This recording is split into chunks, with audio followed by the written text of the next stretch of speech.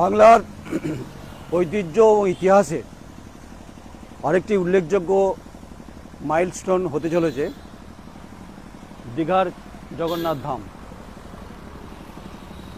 পুরীর জগন্নাথ মন্দিরের আদলে তৈরি হচ্ছে প্রায় শেষের মুখে দীঘার জগন্নাথ ধাম। 2018 সালে রাজ্যের মুখ্যমন্ত্রী মমতা বন্দ্যোপাধ্যায় তিনি এসে ঘোষণা করেছিলেন যে পুরীর জগন্নাথ মন্দিরের মতোই দীঘাতে জগন্নাথ ধাম তৈরি হবে। 2019 সাল থেকে শুরু হয় কাজ। এবছরে 2024-এর এপ্রিল মাসেই উদ্বোধন করার কথা মুখ্যমন্ত্রীর ছিল। যেহেতু লোকসভা নির্বাচন শুরু হয়ে গেছে, তাই উদ্বোধন করার ক্ষেত্রে বিরত থাকতেই হবে মমতা বন্দ্যোপাধ্যায় মুখ্যমন্ত্রীকে। এখানে লেখাই আছে জগন্নাথ ধাম দীঘা মাননীয় মুখ্যমন্ত্রী মমতা বন্দ্যোপাধ্যায় অনুপ্রেরণায়।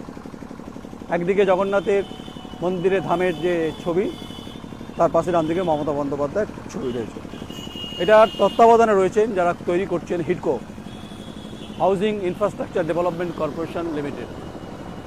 এবং বেলিপাথরের, রাজস্থানে বেলিপাথর দিয়ে তৈরি হচ্ছে এই জগন্নাথ ধাম, যেটা পুরীর আদলে একদম ফরম্যাটে।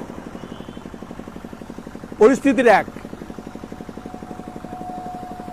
ওখানে উড়িষ্যা উপকূল, ওখানে বঙ্গোপসাগর, ওখানে হচ্ছে প্রভু জগন্নাথ দেবের মন্দির। লক্ষ লক্ষ মানুষ, পর্যটক এবং ভক্তরা আসেন এবং ওটা খুব বিখ্যাত হিন্দু মন্দির, অনেক ইতিহাস রয়েছে। তাই মমতা বন্দ্যোপাধ্যায় এই সিদ্ধান্তে আসেন যে দীঘাতে এরকম একটা মন্দির প্রায় শেষের মুখে, প্রস্তুতি চূড়ান্ত চলছে। এটা নিয়ে অনেকে অনেক কথা রাজনৈতিকভাবে বলছেন। তারা বলছেন যে অযোধ্যায় প্রভু রামলালার মন্দির প্রতিষ্ঠার নরেন্দ্র মোদী হাত দিয়ে হয়েছে ঠিক লোকসভা নির্বাচনের আগে, আর ঠিক 2024-এই এটা মুখ্যমন্ত্রী মমতা বন্দ্যোপাধ্যায় উদ্বোধন করার কথা। যখন বিজেপির বিরুদ্ধে অভিযোগ উঠছে যে হিন্দুত্বের ট্রাম্প কার্ড খেলেছেন নরেন্দ্র মোদীর সরকার এবং দেশের প্রধানমন্ত্রী রামলালার প্রাণ প্রতিষ্ঠা নিয়ে, যদিও 500 বছরের অধিকারের লড়াইয়ে রামলালার মন্দির প্রতিষ্ঠা হয়েছে অযোধ্যা ধামে। প্রভু রামের স্মরণে এবং চরণে লক্ষ লক্ষ মানুষের ঢল, ভক্তদের ঢল ইতিমধ্যে অযোধ্যা ধামকে সরযূ নদীর পাড়ে উদ্ভাসিত করেছে। মানুষ সেখানে, ভক্তরা সেখানে ছুটে যাচ্ছে বারবার করে। আর ঠিক অনেক দূরে, অযোধ্যা থেকে দীঘার দূরত্ব প্রায় 1700 কিলোমিটার অ্যাভারেজ, বঙ্গোপসাগরের পাড়ে দীঘা রেলওয়ে স্টেশনের গায়ে জাতীয় সড়কের উপরে এই জগন্নাথ ধাম মন্দির আগামী দিনের অবশ্যই এটা গুরুত্বপূর্ণ হবে। একইভাবে বামপন্থীরা বলছেন, আমি ভোটের রাজনীতিতে এই ব্যাপারটা নিয়ে আসি, যেহেতু বামপন্থীরা অভিযোগ করছেন, তৃণমূল কংগ্রেস অভিযোগ করেছেন যে অযোধ্যা ধামকে কেন্দ্র করে যে নির্বাচনের আগে রামলালার প্রাণ প্রতিষ্ঠা এবং সূর্যের কিরণ প্রভু রামলালার মাথায় যখন পড়বে তার অন্য রং হবে, এরকম অনেক কথাবার্তা হচ্ছে। একইভাবে রিলিজিয়াস ট্রাম্প কার্ড কি খেলেছেন, মানে ধর্মকে নিয়ে, এটা যেটা বামেরা বলছেন। তো মমতা বন্দ্যোপাধ্যায় একইভাবে ভারতীয় জনতা পার্টির যে ফিলসফিটা, সেটাতেই তিনি পা গলিয়েছেন। এটা গেল পলিটিক্যাল বিষয়, যে বাম এবং কংগ্রেস তারাও কিন্তু মমতা বন্দ্যোপাধ্যায় জগন্নাথ ধামকে কেন্দ্র করে তারা বলছেন যে নির্বাচনের আগে, যেহেতু 19-এ শুরু হয়েছে, 24-এ এটা উদ্বোধন হওয়ার কথা, অবশ্যই তার মধ্যে রাজনীতি রয়েছে বলে এটা পলিটিক্যাল ব্যাখ্যা।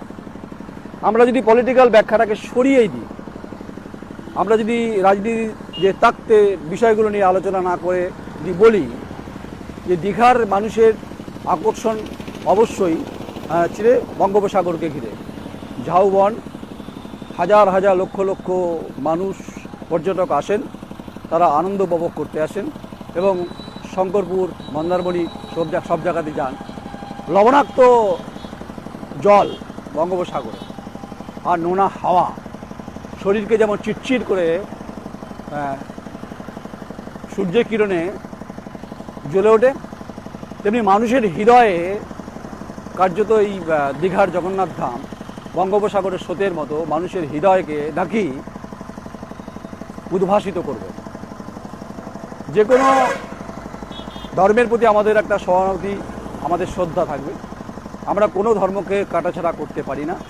আমরা যেহেতু ধর্মনিরপেক্ষ রাষ্ট্রে বহুত্ববাদে বিশ্বাস করি, তাই প্রত্যেকটি ধর্মের প্রতি আমাদের যেমন সম্মান রয়েছে, তেমনি পাশাপাশি জগন্নাথ ধাম মন্দির দীঘার আলোচনার শিরোনামে থাকবে, এটা নিয়ে কোনো সন্দেহ নেই।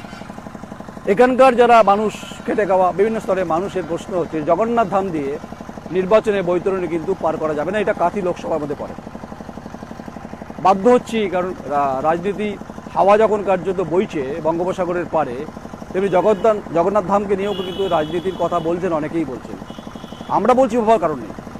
আমরা তো বহুত্ববাদে বিশ্বাস করি, আমরা তো শাশ্বত সনাতন ধর্মকে যেমন সম্মান করিও, তেমনি ইসলামিক যে যারা ধর্মগুরু, ধর্মীয় স্থান, তাদের প্রতিও আমাদের সম্মান, এবং খ্রিস্টানদের যে সমস্ত চার্চ, তাদের প্রতি আমাদের সম্মান রয়েছে। শিখ, ইসাই, জৈন প্রত্যেকের ধর্মীয় স্থান সম্পর্কে আমাদের একটা উদারতা রয়েছে। কিন্তু প্রশ্নটা হচ্ছে, সত্যি কি রাজনীতির রাঙিনায় এটাকে রাঙিয়ে তোলা হচ্ছে? এটা কি সত্যি রাজনীতির কথা আদৌ বলা হবে? এটা তো আমরা বলছি না, এটা বলছেন এখানকার মানুষ বলছেন। তাই একদম সূর্যের গনগনে তেজে রাজস্থানে বেলি পাথর দিয়ে তৈরি হওয়া জগন্নাথ ধাম মন্দির অবশ্যই আজ এই রাজ্যের শাসক দলকে ডিভিডেন্ড দেবে বলে মনে করছেন। কিন্তু ডিভিডেন্ডটা এবারে লোকসভা নির্বাচনে কি দেবে, সেটা তো হচ্ছে না। যাই হোক, এবার যদি আমরা ইতিহাসের খোঁজে চলে যাই, বঙ্গোপসাগরের নুড়িকণা, পাথর, বালুকণা, যা আমরা বিভিন্ন সময় সংগ্রহ করে নিয়ে যাই বাড়িতে, তেমনি এই দীঘার জগন্নাথ ধামের গন্ধমাখা স্মৃতি, গন্ধমাখা অনুভব, গন্ধমাখা ধর্মীয় ভাবাবেগ এখানকার মানুষ, সারা বাংলার মানুষ, সারা ভারতবর্ষের মানুষ কিন্তু তারা এই অনুভবটা রূপ, রস, বর্ণ, গন্ধ এবং জগন্নাথ ধামের যে কারুকার্য এবং মূর্তি, এখানকার আবেগ, এখানকার ভাবাবেগ সমস্ত কিন্তু তারা এখানকার সারা বাংলার মানুষ, 10 কোটি বাংলার মানুষ যদি থাকে, তাদের মধ্যে যদি কয়েক কোটি মানুষ সামিল হয়, দেখতে আসেন, অবশ্যই এখান থেকে রোজগার হবে, এখান থেকে রেভিনিউ হবে, এখান থেকে সরকারের রাজস্ব আদায় হবে। কিন্তু পাশাপাশি দিনের আলোয় যখন বিভিন্ন ভক্তরা আসবেন, তারা যখন রূপ, রস, বর্ণ, গন্ধ পুরীর জগন্নাথ মন্দিরের মতো যখন ফ্লেভার নিতে চাইবেন, ঠিক উল্টো দিকে রাতে বিভিন্ন আলোয় যখন তাই সূর্যের গনগনেই হোক আর পূর্ণিমার চাঁদ হোক বা অমরঘাট জগন্নাথ ধামের আলো পড়বে, তা মানুষের জীবনের ক্ষেত্রে যেহেতু ভেতরে প্রবেশ থেকেই আমরা আমাদের মতো করে যেটা দেখলাম সেটাই বললাম। ধর্মীয় মেরুকরণের কথা বিভিন্নভাবে বিভিন্ন দল মমতা বন্দ্যোপাধ্যায় সম্পর্কে যেমন বলছেন এই জগন্নাথ ধাম মন্দিরকে কেন্দ্র করে, ঠিক উল্টো দিকে বিজেপির বিরুদ্ধেও কিন্তু বাম, কংগ্রেস, তৃণমূল কংগ্রেস রামলালার অযোধ্যা ধামকে নিয়েও কিন্তু বিতর্কে শিরোনামে রয়েছে। কেউ ছাড়ছেন না 1 ইঞ্চি জমি। রাজনীতি আসবে, রাজনীতি যাবে, কিন্তু শতাব্দী প্রাচীন যে ঐতিহ্যগুলো, ইতিহাসগুলোকে যে সম্মান আমরা করি বিভিন্ন সময় আমাদের হৃদয়ে যখন বয়ে বেড়ায় বিভিন্ন হাওয়ার সঙ্গে সঙ্গে, বিভিন্ন ওয়েদারের সঙ্গে সঙ্গে, ঠিক তেমনি বঙ্গোপসাগরের পাড়ে জগন্নাথ ধাম মন্দির আজ থেকে কয়েক দশক পরে বা আগামী কয়েক বছর পরে এর মূল্যায়ন হবে। এটা কি প্রয়োজন ছিল, কি প্রয়োজন ছিল না, এসব নিয়ে অনেক ব্যাখ্যা বিশ্লেষণ যারা প্রত্নতত্ত্ববিদ তারা বলছেন, ইতিহাসবিদ তারা বলছেন। আর পলিটিক্যাল পার্টির কথা ছেড়ে দিন, সমস্ত মানুষ যে পলিটিক্যাল পার্টির সঙ্গে একমত হবে এরকম ভাববার কারণ নেই। তাই ভক্ত সমাগমে শোরগোল হবে এই পুরীর মডেলে জগন্নাথ ধাম দীঘার মন্দির। এখানে হরিবোল, আওয়াজ, সংকীর্তন, বিভিন্ন শব্দে মশগুল হয়ে উঠবে। এই শতাব্দী প্রাচীন ইতিহাসের মানুষেরও হয়তো জীবন জীবিকার অগ্রগতির ক্ষেত্রে জগন্নাথ ধাম মন্দিরকে কেন্দ্র করে অগ্রগতি ফিরবে, বিক্রি বাটা হবে, সামনে স্টেশন, পর্যটক বাড়বে। তাহলে একদিকে দীঘার বঙ্গোপসাগর, একদিকে জগন্নাথ ধাম, এই দুটো বিষয় খুব গুরুত্বপূর্ণ হয়ে উঠবে এই উড়িষ্যা উপকূলের দীঘা। সঙ্গে থাকুন, দেখতে থাকুন ইতিহাস এবং ঐতিহ্যের প্রতি সম্মান জানাবেন। এতে রাজনীতি খুঁজবেন না, রাজনীতি গন্ধমাখা স্মৃতি খোঁজার কোনো দরকার নেই। আমার সহকর্মী সমীর দফাদার, আমি নয়ন রায়, দীঘা জগন্নাথ ধাম। নমস্কার।